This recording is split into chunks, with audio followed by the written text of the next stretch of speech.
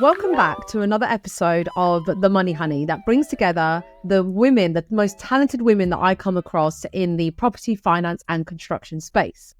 But today I really want to address a topic that is quite close to my heart, which is about having a mixture of people in the same room, not just men and women, but a wide diversity of people in the same room, because the more diversity, the more we can learn, the more different cultures, the more different backgrounds, the more we can make a more informed decision. So for example, how Asian communities invest in property is different to how, the British culture addresses property. And, being Italian myself, there is a certain, connotation around property. So I'm all about diversity. So I know this is a show about women in property, finance and construction, but we very much have men at the conversation at the heart of this as well. And a particular person I've brought on the show today is someone who has experience with both men and women when it comes to investing. She is a property coach and she actually mentors a lot of people that are maybe skeptical about getting into property, or perhaps a little bit apprehensive, or don't know where to begin. And so she's a very, very, very methodical and caring coach that can actually build people's confidence and get into it, regardless whether they are men or women. And this is what I want to bring today to the conversation, is that whether it's a man investing in a property or a woman investing in property, some of the doubts and fears that come with it they're gender agnostic, right? Everyone experiences a bit of hesitation or apprehension because, let's face it, when you get into property, you're investing a lot of money, right? This is not just like a £50, let's just see if it works or not. This is a big investment. So all these apprehensions, all these hesitations, you really need to work with someone who actually can hold your hand and is experienced. So the person who I'd like to bring on the show today is an experienced landlord herself. She's got 5 years experience as a landlord, and she really made that massive leap. When those people think, do you know what? I want to quit my job and get into property full time, right? She's actually here and done it. Like, she's actually living her dream. She went from her stable corporate position from 2 years ago and has now leaped into her full-time property business as a property investor. So if you're listening to this show and you're thinking, gosh, I'd love that idea of giving up my 9 to 5 and actually being a full-time property investor, but how the hell do you do it? Maybe you're listening to this show right now and you've got a property. Maybe you live in one and you've got an investment one, but you have to still work 9 to 5 to pay the bills. Well, today we're going to discover exactly how the wonderful Athena Dobson has done this for herself. So without further ado, Athena, how are you doing?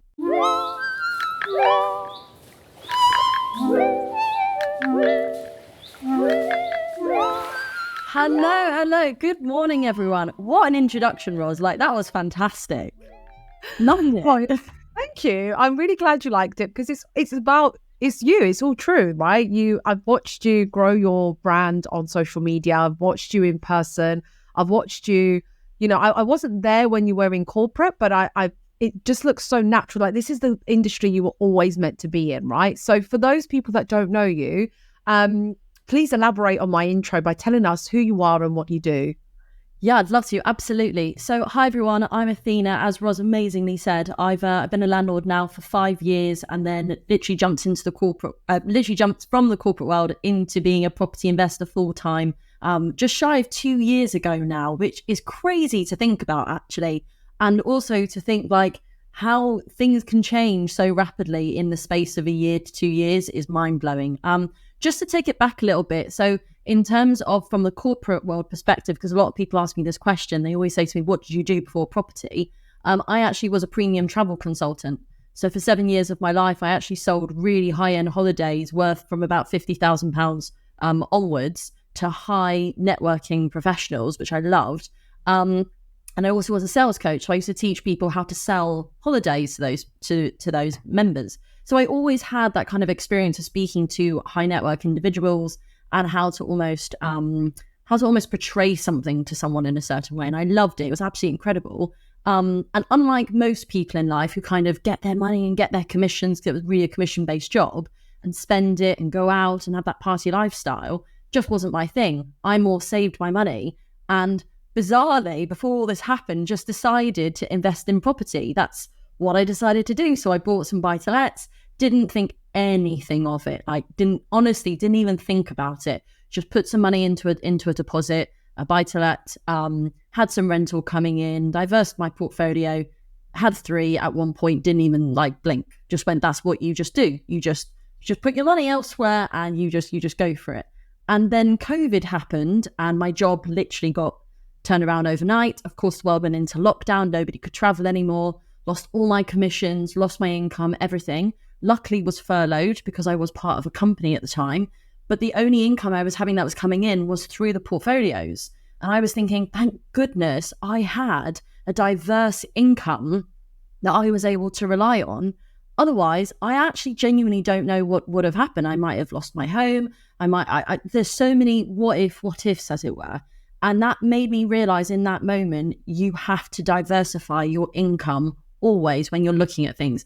Either as an employee or as a business owner, you must have multiple streams of income. So I sort of just developed from there and then decided I wanted to get into it full time. And believe me, there's a whole story that then goes from where that happened, then 2 years. But I appreciate, we can't go into too much detail, but it was that case of just having that self-belief in yourself of going, there must be more to life than this. I now need to stand on my own 2 feet and find a new way, because I don't think that the world is ever going to go back to the way it was, specifically through travel. And I had this other means. So now I love it. I'm in the property world. I'm doing it. I've got my portfolios. For people who are interested in property, I specialize, of course, in buy-to-lets, serviced accommodation, which is your booking.com, Airbnbs, and also co-living, high sort of professional standard HMOs. That's kind of my enjoyment, and encouraging women specifically to get into it, and of course men as well. So it's great. I love it. Oh my gosh, I can sense that you love it. I sensed it in your tone, in your content, in the way you are at events. Like literally you live and breathe property. And I can imagine why now. I can totally understand that you essentially built a backup plan before you even needed one. I did.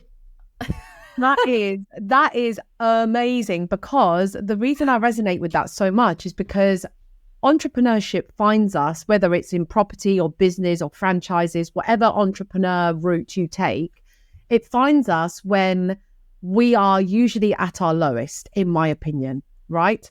And certainly for me, what I resonate with from your perspective is that I too had a really secure corporate, fantastic job, and then due to the pandemic, lost it. So obviously those who have been following my story for a while, they'll know that Manuka Media was actually born during lockdown from complete scratch, from having lost a secure, so-called secure job that I had in the banking industry. And then I founded this.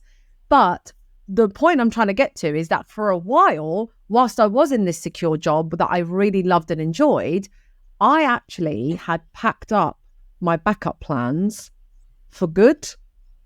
And I had no plan B when I was made redundant. So you had your plan B in property. How did you turn your plan B into plan A? Because some people want to get into property full time, quit the 9 to 5, sit on a beach and, look at their rental income coming in. I mean, I'm sure that's not what it's like, but tell us, how did you make absolutely plan A?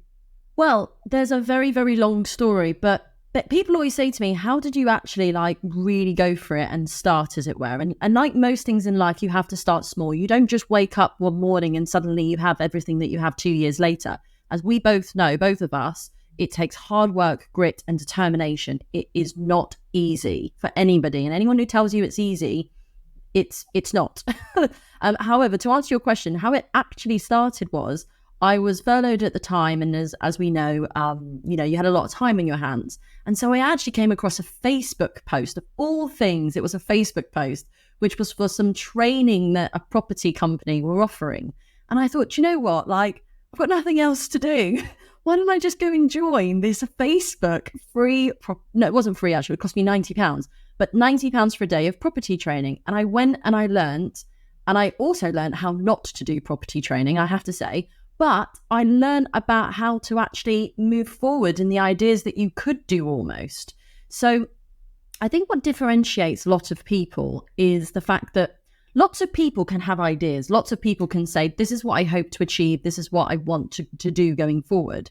But I believe there are different types of people as well. People who wish that things are going to happen and people who actually make things happen. And so it's a case where you can say, oh, I really want to go and do this. But at the same time, it's like, okay, well, you have to go and take that first step.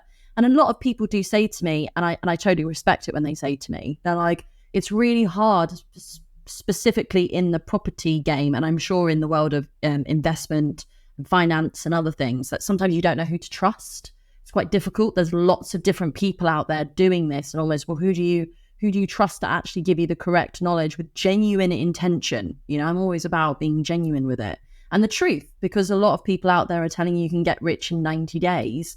And I'm like, no, it doesn't happen like that. And specifically, you know, you've got to develop, you've got to grow. I've been so fortunate, I have to say, in the respect of the people I've surrounded myself with over my first year in property and of course into my second year. They're the people that made me who I am, along with myself. And I was speaking to somebody the other night about this, and I said to her, I want to thank you for the support that you've given me. And she's like, no, you've done this yourself. This is all on you. And I was like, yeah, but you have to remember who was there being your cheerleader as well. And I think that's so important to recognize that you do need those people, and you need an accountability group around you to lift you and tell you can do this. It's so important to have that around you, as it were. And particularly on the subject of kind of women in the industry as well, because I think it's really important. I was speaking at an event it was last week I was speaking at an event, and it was to, of course, property professionals. And there was over about 30 people in the room, and only 4 were women out of over 30. And I sort of stood there and I said, like, look at this room right now. We need to change this. We need to diversify and get women into the industry, and we really need to push forward and to do that. And that's why you know, I've got the Girls in Property podcast. That's why I do events specifically for women in property, because I get so many women who reach out to me that say, I don't feel comfortable yet going to a big networking event with men in the room. I don't feel comfortable doing certain things. And I thought, well, do you know what? There's a massive gap in the market for this. Who else is doing just female-based property investing events? And so I took the chance, and it's gone really well, and yeah, very excited about it. So it's great. Oh, I will definitely be talking more about your events and your podcast and things like that, because again, you've just highlighted that the women are typically the minority in these rooms. I know I spoke at the very beginning at the intro phase that I want more diversity, and you know, I want to talk more about the LGBTQ plus community that's in our space, but actually they're hidden and they're not coming out again. They're not coming out, if you know what I mean, because they're not identified in this property space. You know, they're not really identified in finance, let alone men and women. Like, we're still talking about men and women here, right? Whereas the world is in a whole new different place. So we've got a lot of work to do, and we need to sort this men and women conversation out ASAP, because we've got to start being vocal, and we should be already, about the LGBTQ plus community. So we're far behind, very far behind. But you've just said, you know, that there is apprehension from women looking to get into property, because in the rooms, it's typically, you know, the men that are in the room. And that is all very present in property, finance and construction. So as a woman, though, how did you find property? Because you just said you almost did it blindly, like you just put money in property. So talk me through the Athena of the early days that didn't know about property, wasn't a coach, wasn't able to do this, well, who she is today. How did you navigate through that space? Yeah, absolutely. So it's really tricky, because some people in life, and I don't know, I've always said, I just think I'm wired differently. And I've said this my whole life. I just think with a business brain. So on one of my podcasts, I actually bring my mum on my podcast, and we talk about my early years in life. Where at school, we're talking like primary school and young high school. I used to take snacks from Costco because people were like wanting snacks in classes. And I used to sell them for like triple a margin from like Costco. And I just think I've always had. Yeah. Sorry. Yeah. It just reminds me of Stephen Bartlett.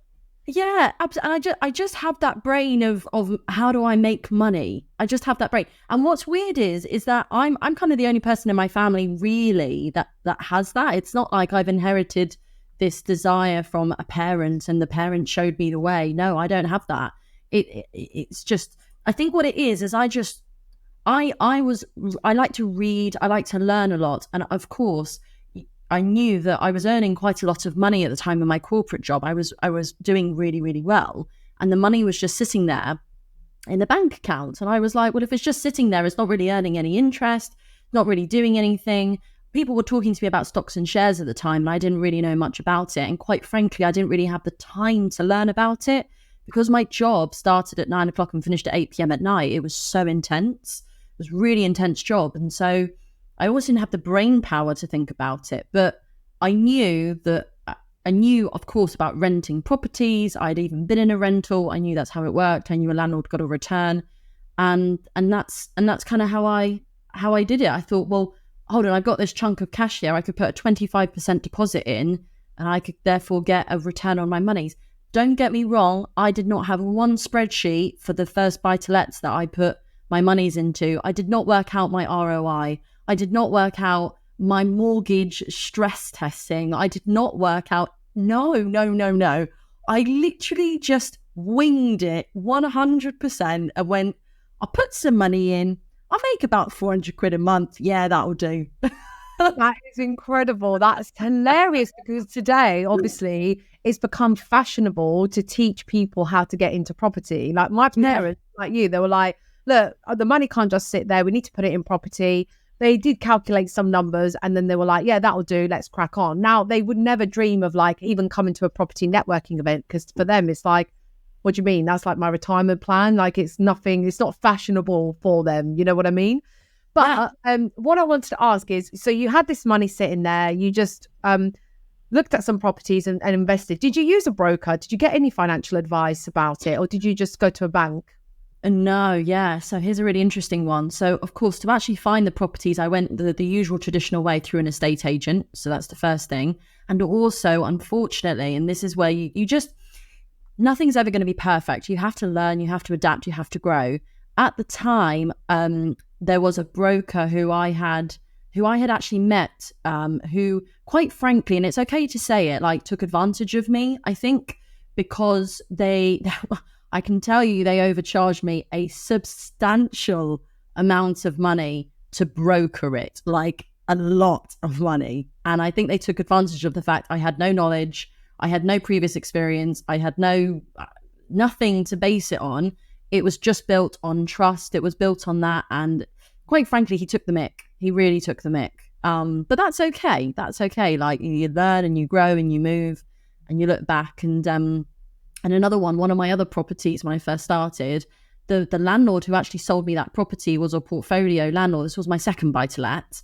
And again, he took the mick out of me because just as we were about to exchange on that property, he then told me, I think about a week before exchange, he was like, there's sewage issues underneath the property. This has all come into effect. You're going to have to pay the whole amount, the whole sewage amount. And I was like, hold up. No, this is your property. And he said to me, well, I'm not going to exchange on the property unless you pay for it. And it was so aggressive. And the agent said to me, look, I'm so sorry this has happened to you, but I'm telling you, I know this person and he is going to pull out. But he will pull out just more out of spite than anything else. So if you want the property, this is what you're going to have to do. And what I ended up finding out was this is basically a flat where it's two houses and there are two flats and it's the ground floor flat that I was buying. And I found out, of course, and I would have known this now anyway, but you don't know what you don't know at the time, that the lease means that they actually share the cost of maintenance with the upstairs owners. So obviously he was trying to actually double up on me when he was getting the money, half of the money from the upstairs anyway. And I obviously realised that and said to him, well, no, because you're getting the money from the upstairs anyway. So he came back and he said to me, all right, just give me the half then.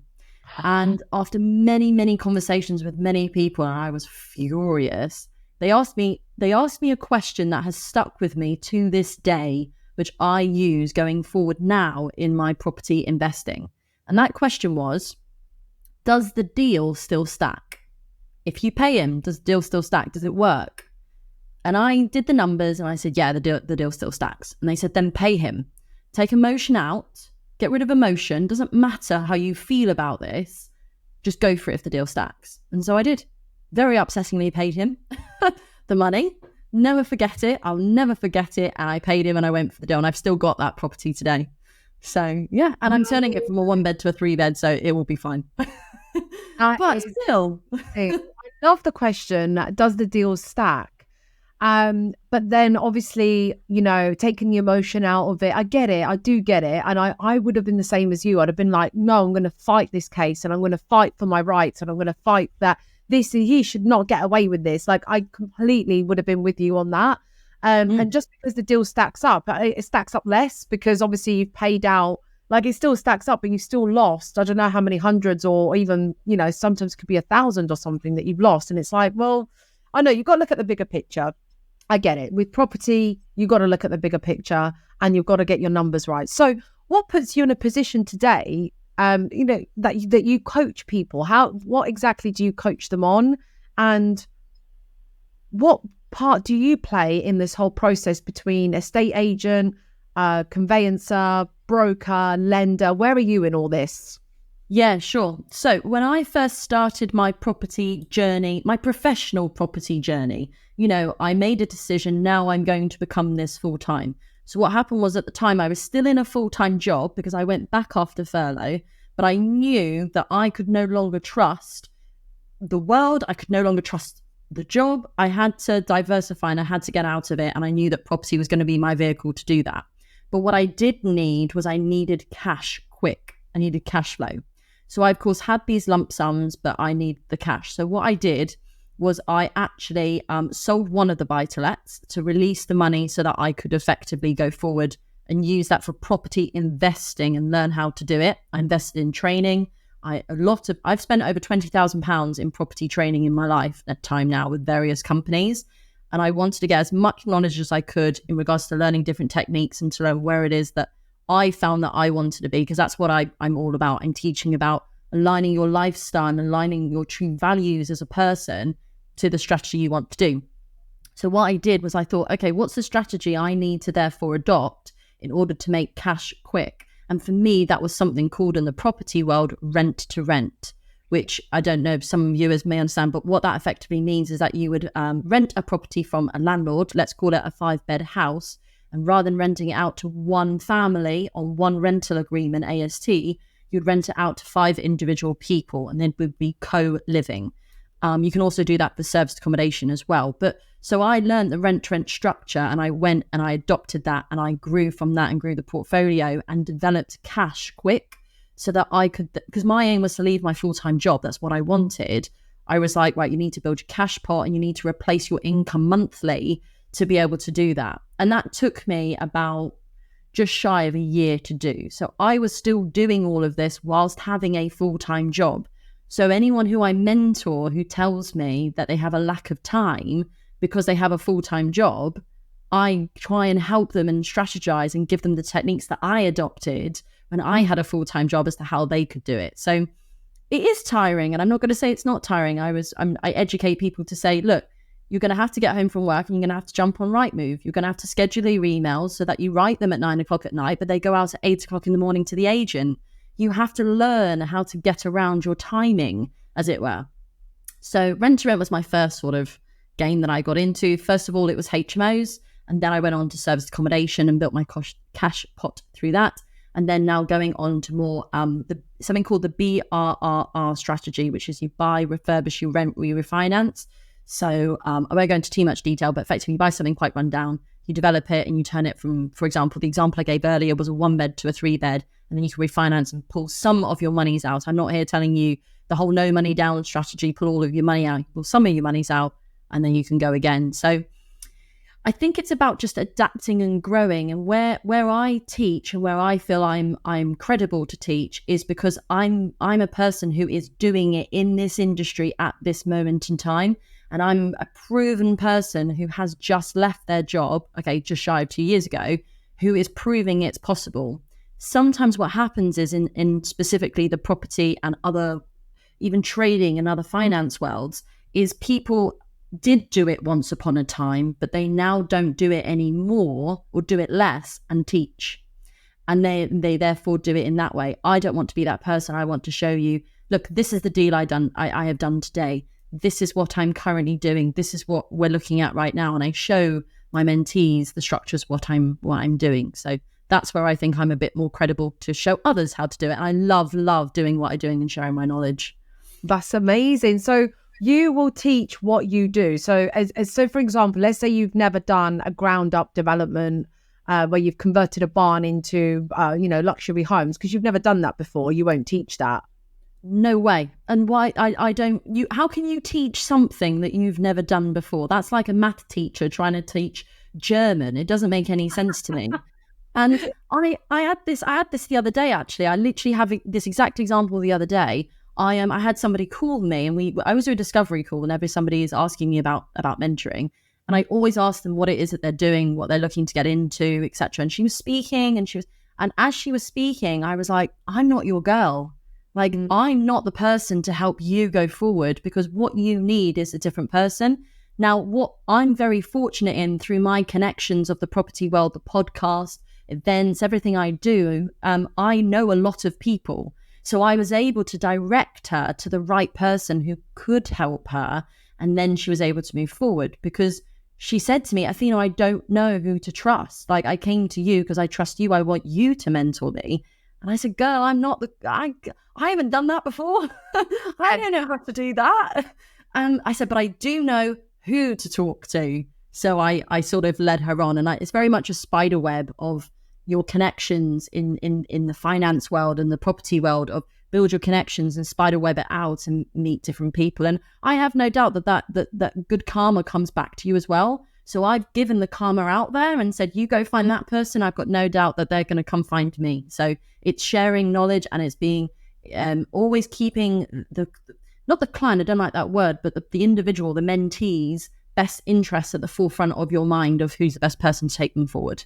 Absolutely. I love that. I love that intentional way of helping people, because that's what I like to bring to the property space. I've started to mingle and which is how we met. I've brought myself into these property events that I go to, and that is obviously there's something that I do. Obviously, there's a job that I do with branding and marketing, etc. But I can't tell you how many introductions between property. Like there'll be a property coach who says, oh, my client's looking to finance, these HMOs. Can you recommend a broker? I'm like, yeah. And they're like, do you want it? And I'm like, no, like I can't. I'm probably should. I know I should, but because I think I just want to move without the interest of it being with me, I'm like, look, I just want to make a connection. I don't want to now chase up my fee just for introducing the deal, because then that actually forces my hand into making recommendations that I might not even want to. So I like to leave that really loose. I don't ask for introducer fees. I don't ask to be paid, but I will always recommend people that I can vouch for. So certainly, I think there's more that we can talk about offline that we can. I don't know if you already have people in finance and specialists that are in your power team, but actually on that subject, I know you're the coach, but do you collaborate with a power team? Do you bring like people in, and then who are they? Not like their name, but like, what kind of professionals do you work with? Yeah, sure. I'm so sorry. You did ask that question. I didn't answer it as part of that. So yeah, absolutely. So I always talk about in property, and I'm sure in any world within finance, you always need something called a power team. Really, really important. So for me, my main power teams would be, number one, a property accountant. Now, an accountant is something, again, I can talk to you about this for hours, and we'll have to do another podcast. But when I first started in property with my little buy-to-lets, we'll call them a side hustle, which I hate that word, but they were a side hustle. I had an accountant who knew nothing about property. He was really cheap. He was recommended to me from a friend, had no idea about anything. And he charged me $2,500 in tax for it. And I was like, oh God, that's like wiped out all of my profit. Like, that doesn't make sense. But okay, this is the tax world. Anyway, I then went about a year later and got myself a professional property tax accountant. Really important to get. I tell everybody in the first session I have, you must get a property tax specific accountant. Yes, they're going to charge more. You pay more. Trust me, you will save more money. And he said to me, you shouldn't have paid this $2,500. It should have been $0. I'm going to go and get you a tax rebate of your $2,500. And he was able to do that. So he went and got me my money back. And literally I was like, well, you were worth your weight in gold. That was brilliant. So although they're going to charge more than a standard accountant, believe me, when it comes to your finance and it comes to accounts, please, please, please do not go for the cheapest option. Like, believe me when I say that to you, you will lose so much more money. So a property tax accountant is my first one. A very good conveyancing solicitor is my second one. And again, conveyancing solicitors, you need to have some that are very good at just standard buy-to-lets. They just know buy-to-lets, but they're fierce, they're quick, they're good at their job. You then need some who are really experienced in, for example, like HMO conversions. You need some that are really experienced in the rent-to-rent structure. You've got to diversify. Solicitor can't be good. Just because they're a conveyancing solicitor doesn't mean they know everything about it. I actually asked my solicitor the other day about an assisted sale. I said, do you know how to do an assisted sale? And she says, no, I'm sorry, I don't know how. But she's amazing at buy-to-lets. So it's just varied. You then need to have your broker. So a broker is so important. Pay for a good broker. I know that there are brokers out there that are like, I don't charge you any fees. I just take commissions from the deal that gets done. That's okay. But I'm a person where if I know that a broker's going to get me all of the lending panels and extension and know how to make the numbers work, I'm paying them a fee. Even if they don't want a fee, I'm like, I'll pay you a fee because you'll be worth it in the end. So definitely a mortgage broker. And of course, then when you're doing refurbs, your power team in regards to sort of your plumbers, electricians, everything like that. So you've got to have really an Excel spreadsheet, which is what I've got, just a list of all my contacts. And I, of course, share those contacts with my mentees who come to me and say, I need this. Can you recommend anyone? And of course, I either do it that way. And again, spiderweb, if I don't know someone, I know someone who knows someone who knows someone. I mean, that in itself, guys, like having been through a refurb of my own home and having worked in the financial industry and worked, in this space, a list of contacts of people that you know, like, and trust that can actually get the job done is worth its weight in gold. It's actually, I know that Athena's coaching is going to be mind-blowing and eye-opening and really, really beneficial. But the fact that she then has a power team herself that you can tap into, that in itself, even if she just packaged that up and sold that, that is absolute gold. And there's an idea there for you, Athena, because having those introducers and having those people that you can vouch for is so hard to build up, especially in the property world, even when you're just trying to get your garden done. And that's just, how many gardeners do you have to call before someone says I'm free? And if not, some of them aren't free for 6 months. You've waited for them and they're not even any good anyway. So really, it's so powerful to have someone who knows someone who knows someone who knows someone. So that is really eye-opening for me, Athena, because I didn't know that you had that level of service as well in your coaching, that you actually have access to key people in the power team, which I absolutely love. And I've learned from a lot of my mistakes as well. I've spent a lot of money making the wrong decisions, getting the wrong plumber in, getting the wrong broker, getting, as I said, the wrong accountant. I literally gave an example. I've made those mistakes and now I'm hoping to mitigate those mistakes for others. So, yeah. I love that. Exactly. Yeah. Turn your failures into lessons, and our lesson from your failure could be avoided, like we could learn something of how not to do it rather than having, you're always going to make mistakes. You're always going to go through these experiences. You're going to have to learn new ones and you're going to come across new hurdles. But having someone there to hold your hand every step of the way is absolutely priceless. So if we were to be interested in holding your hand and you to be our coach, Athena, for anyone listening, how do we actually reach out to you, or how do we inquire about this coaching element of it? Yeah, absolutely. And also I'm happy just to have a chat as well. Even if you're not sure about the coaching, you just want to know what it entails, like just feel free to reach out. So you can find me on my personal Instagram as Athena Dobson _official. And on Facebook, it's just Athena Dobson. But I also run the Girls in Property podcast. So if you are interested in that, we get some amazing guests on. Obviously, Rosalie has been a guest on it as well. Then you can find that at Girls in Property on Instagram, or we are girlsinpropertypod@gmail.com. And if you maybe DM me the word mentor or lifestyle, or even just message me, then I'll be able to sort of book in a call with you and we can have a further chat. That'd be great.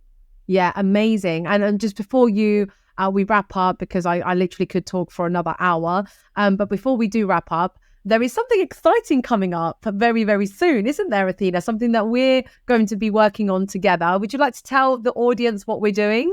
Yes, absolutely. So I have the pleasure of saying that I'm going to be hosting the Girls in Property podcast. Girls in Property retreat, which is exclusively just for women in the property world who are looking to get into property or is even in property, as it were.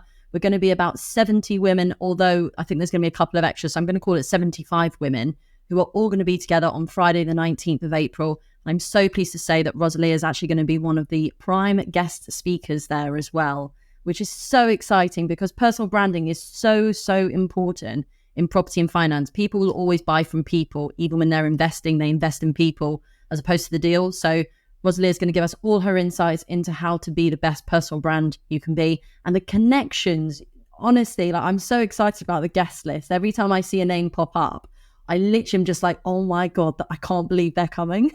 So it's brilliant. I'm so thrilled. I'm really proud actually of it as well.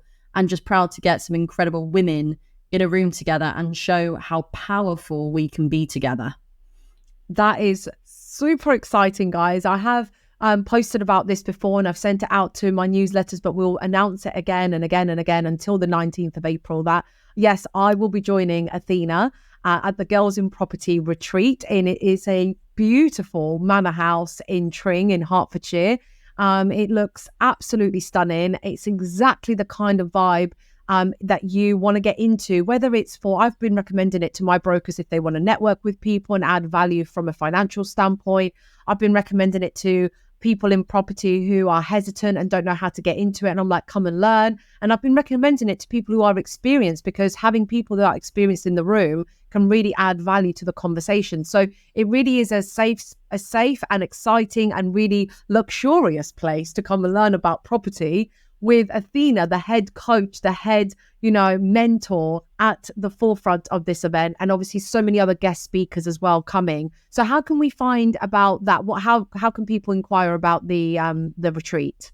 Yeah, absolutely. So the best way to do it is if you go, I've got a landing page for it. So if you simply go to www.girlsinproperty.co.uk, you can find all the information on there. But again, if you find me on Instagram, Girls in Property, and DM me the word retreat, I'm happy to send you the link there. Just to let you know, we have less than 10 tickets available now, and we're only in Feb, so literally less than 10 tickets available. I think it's about 8.